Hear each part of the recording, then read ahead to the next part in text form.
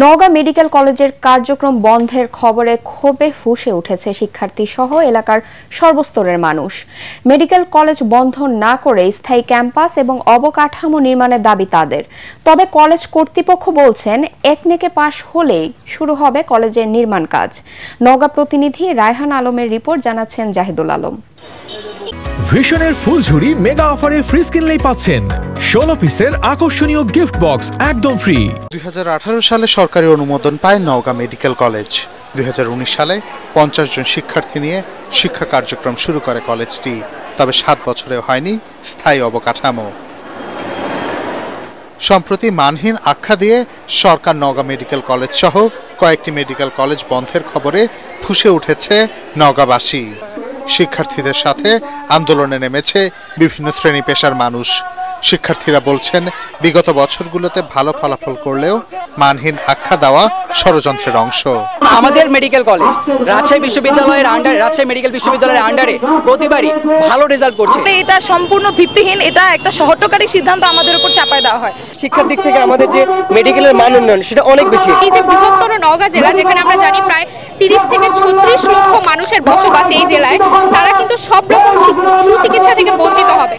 Medical college বন্ধের ষড়যন্ত্র ঠেকানোর পাশাপাশি স্থায়ী অবকাঠামো নির্মাণের দাবি আন্দোলনকারীদের। মান নিয়ে প্রশ্ন উঠেছে, আপনি মান নিয়ে উন্নয়ন করুন। আপনাকে তো উন্নয়ন করার জন্যই বাংলাদেশের ছাত্র জনতা সরকারে বসিয়েছে। আপনি সেই কাজগুলো ডেভেলপ করেন, স্থায়ী ক্যাম্পাস করেন। নওগাঁতে যে 30 লক্ষ মানুষ বাস করে, এই মানুষের একটা স্বপ্ন তৈরি হয়েছিল এই হসপিটালকে কেন্দ্র করে। সেই স্বপ্নটা ধূলিসাৎ হয়ে যাবে, নষ্ট হয়ে যাবে। কলেজের অধ্যক্ষ জানান, জমি নির্ধারণ সহ স্থায়ী ক্যাম্পাসের অবকাঠামো নির্মাণের ডিজাইন প্ল্যানিং কমিশনে জমা আছে। পাশ হলেই শুরু হবে স্থায়ী ক্যাম্পাসের নির্মাণ কাজ। এখানে জমি নির্ধারণ করা আছে 25 একরের মতো। এটা ফিজিবিলিটি স্টাডি হয়েছে, সবকিছু হয়েছে। এটা যে ডিপিপি, এটা শেষ পর্যায়ে এখন প্ল্যানিং কমিশনে জমা আছে। প্রান্তিক জনগোষ্ঠীর স্বাস্থ্যসেবা নিশ্চিতে এ ধরনের সিদ্ধান্ত থেকে সংশ্লিষ্টরা সরে না আসলে বৃহত্তর আন্দোলন গড়ে তোলার হুঁশিয়ারি নওগাঁবাসীর।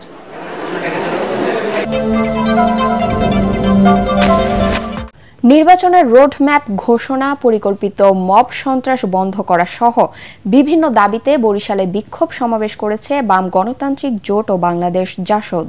দুপুরে নগরীর সদর রোডের অশ্বিনী কুমার হলের সামনে বিক্ষোভ সমাবেশে অন্যান্যদের মধ্যে বক্তব্য রাখেন বিপ্লবী কমিউনিস্ট লীগ বরিশাল জেলা কমিটির সাধারণ সম্পাদক নৃপেন্দ্রনাথ বাড়ই, কমিউনিস্ট পার্টি সাধারণ সম্পাদক দুলাল চন্দ্র মজুমদার, কমিউনিস্ট লীগের মহানগর সদস্য অধ্যক্ষ মিজানুর রহমান খোকন ও বরিশাল জেলা বাসদের সদস্য সচিব ডাক্তার মনীষা চক্রবর্তী। বিক্ষোভ সমাবেশ থেকে নারী ধর্ষণ নির্যাতন বন্ধ, ঈদের আগে শ্রমিকদের বকেয়া বেতন ও বোনাস পরিশোধের দাবি জানানো হয়। নড়াইলে লোহাগড়ায় চোর ডাকাতের উপদ্রবে অতিষ্ঠ হয়ে তাদের বিচারের দাবিতে মানববন্ধন করেছেন এলাকাবাসী। সকালে উপজেলার নোয়াগ্রামে এ মানববন্ধন অনুষ্ঠিত হয়। মানববন্ধনে ডাকাতির শিকার পরিবারগুলোর সদস্যরা বক্তব্য রাখেন। তাদের অভিযোগ, গত 2 মাসে নোয়াগ্রাম, বয়রা ও ঘাগা এলাকায় একাধিক ডাকাতির ঘটনা ঘটলেও এসব ঘটনায় জড়িতদের কোনো বিচার হচ্ছে না, ফলে অপরাধ বেড়েই চলেছে। আবহাওয়া অনুকূলে থাকায় চলতি মৌসুমে জামালপুরে আলুর বাম্পার ফলন হয়েছে। তবে ফলন ভালো হলেও হাসি নেই কৃষকের মুখে, কারণ স্থানীয় বাজারে আলুর দাম গেছে কমে। অন্যদিকে পর্যাপ্ত হিমাগার না থাকায় উৎপাদিত আলু নিয়ে বিপাকে পড়েছেন চাষিরা। জামালপুর থেকে লুৎফুর রহমানের রিপোর্ট জানাচ্ছেন রশনা দাস। এবছর জামালপুর জেলায় লক্ষ্যমাত্রার চেয়ে বেশি জমিতে আলু চাষ হয়েছে।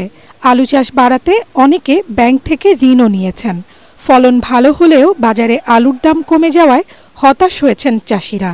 আলু উৎপাদন খরচ এবং বাজারে বিক্রি থেকে হিমাগারে সংরক্ষণ সব মিলিয়ে যে উৎপাদন খরচ হয়েছে তার সমীকরণ মেলাতে পারছে না প্রান্তিক পর্যায়ের চাষিরা। আর প্রতি শতকে 2200-2300 টাকা খরচ, এরকম বাজার চলে আগামীতে আর মানুষের আলু করবে না, কৃষক তো আমি মরবো। সব বাজার বেশি, কামলা খরচ বেশি এবং লেবার খরচ, হাল খরচ, সার খরচ, বীজ খরচ সবকিছু বেশি। কিন্তু আমরা মূলত বাজার পাচ্ছি না। হিমাগারে আলু সংরক্ষণ নিয়েও রয়েছে নানা অভিযোগ আর ভোগান্তি। জেলায় বিএডিসি হিমাগার সহ আরও দুটি বেসরকারি হিমাগারে 11,500 মেট্রিক টন আলু ধারণ ক্ষমতা রয়েছে। জেলার বিভিন্ন উপজেলা থেকে আলু বোঝাই পরিবহন নিয়ে 5 থেকে 6 দিন হিমাগারের সামনে অপেক্ষা করে পরিবহন চালক ও আলু চাষিরা। আমরা চাচ্ছি যে সরকার যাতে এই বিষয়টা অত্যন্ত মনোযোগ দেন এবং বোঝামজাত যাতে করতে পারি, তাহলে আমরা লস থেকে কিছুটা হলেও বাঁচব। সরকারিভাবে প্রতি কেজি আলুর হিমাগার ভাড়া 6 টাকা 75 পয়সা নির্ধারণ করা হলেও নেওয়া হচ্ছে 8 টাকা। হিমাগারে জায়গা সংকটের কারণে আলু না আনার জন্য মাইকিং করছে কর্তৃপক্ষ। কারণ হিমাগারের যে ধারণ ক্ষমতা ওইটুকু আমরা নিতে পারবো, এর উপরে আমরা ওভারলোড নিতে পারি না।